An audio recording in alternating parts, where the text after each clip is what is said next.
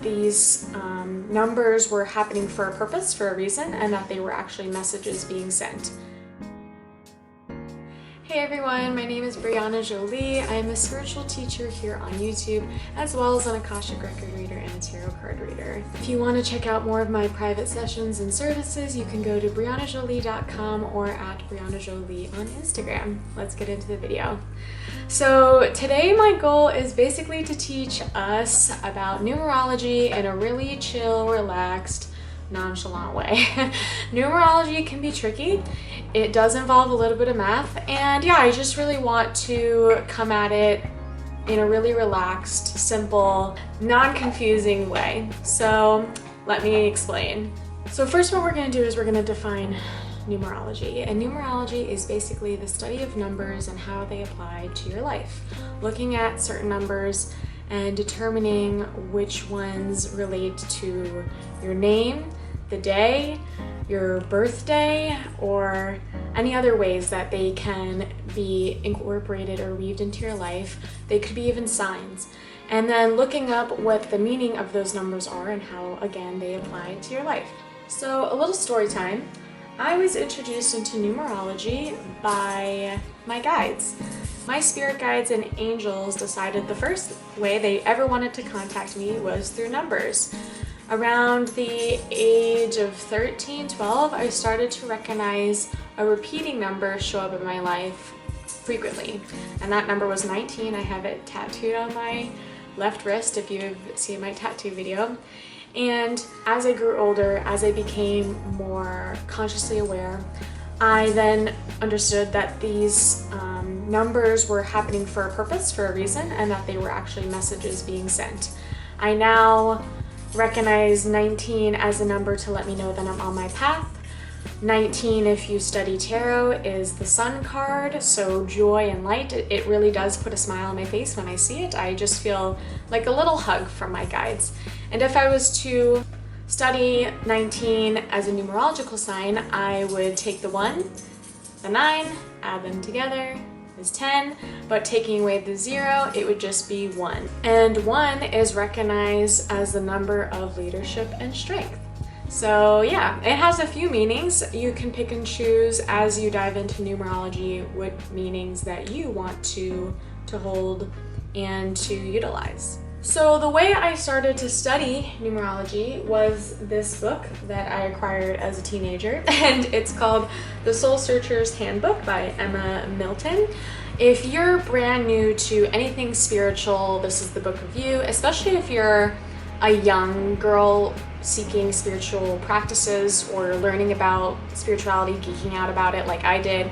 As a young teen or young adult, I would recommend this book. For people who have been doing spiritual research for a while, this book might be a little bit too beginner for you. But it's really, really great in breaking down astrology in really simple ways, and I'm going to show you some pages of the book that are my favorite for explaining this, how to count, and looking at the numbers. So one of the first things I ever learned from Emma's book is about the Western numerology chart. And the first thing I ever calculated and discovered was my name in numerology and what my name meant as a number. So like I said, I love Emma's book because she explains numerology in a really simple way. She explains Chinese and Vedic numerology systems as well as Western. As I was explained before, you can understand your name by associating the letters of your name with a certain number, and then doing a little bit of math, simple math, to calculate what the final number would be. Here you can see an example of her name, and I actually did a little bit of my own math for my own name, and my number was 6. If I was to look at the individual number meanings, I see that 6 is for love, responsibility, and service. 6s are the guardians and protectors and are most often healers and teachers. Makes a lot of sense for what I do now. The second thing I calculated was my life path number, and your life path number is the day you were born, the month, and the year, all counted separately and then added together for one single number. And your life path number basically tells you kind of a little inkling of your soul's purpose. It gives you a broad theme of the type of work that you would be really good at in this lifetime. So here she shows you how to calculate the day, the month, the year. And so it's really important to know that whenever you do these calculations, whether it be for your name, your birthday, that this final number here, after you calculate the original numbers, for example, hers right here, it says 36. That isn't the number that you research or look up. You would then have to separate 3 and 6 to find that 9 is your final number. So again, I did this calculation for my own birthday, and again, I got the number 6. So we're seeing some synchronicities here. For 6 on my life path, we can see that incredible nurturers of any gender aim for a career that rewards your responsibility. You'll do much better as a manager than as a worker. If it means more education, then get it. Be proud of yourself and being capable and driven. Emma also explains in this book that there are specific days that are associated with numbers. Explaining some of the days, I think a few years ago when I did this, I found out the day that I was reading this book, it was a day 1, which was an action day. And there's of course other days, balance day, ease day, chore day, danger day, rest day. There are individual numbers and then also repeating or master numbers. So if you're someone that sees a repeating number like 1111, 333, 777, those are master numbers, and those are typically sent to us by our angels. Each have their own traits, characteristics, or overall theme to look out for and to interpret for your own life. If you're already really interested or know a little bit about astrology, I think numerology would be really cool for you to look into, because I see them as kind of going hand in hand. For example, in astrology, depending on the day you were born, you would be assigned a certain trait or personality. And it kind of goes the same with numbers, especially for your life path and your birthday.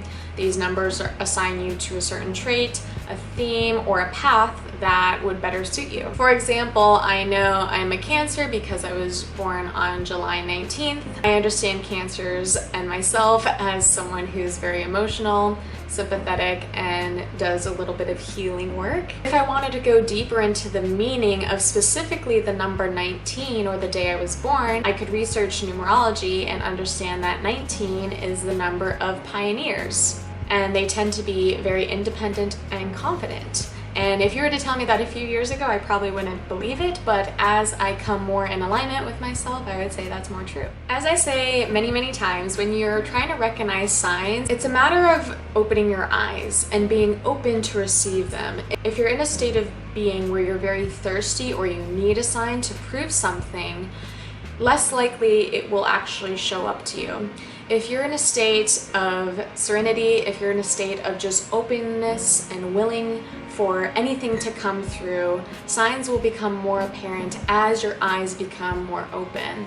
As we are open, our eyes open. As we feel anxiety or fear or thirst, our eyes begin to close and it's harder to see signs. That's the best way I like to describe it anyway.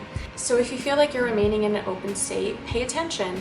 As you're driving, is there certain signs and numbers that show up on license plates? That happens for me a lot.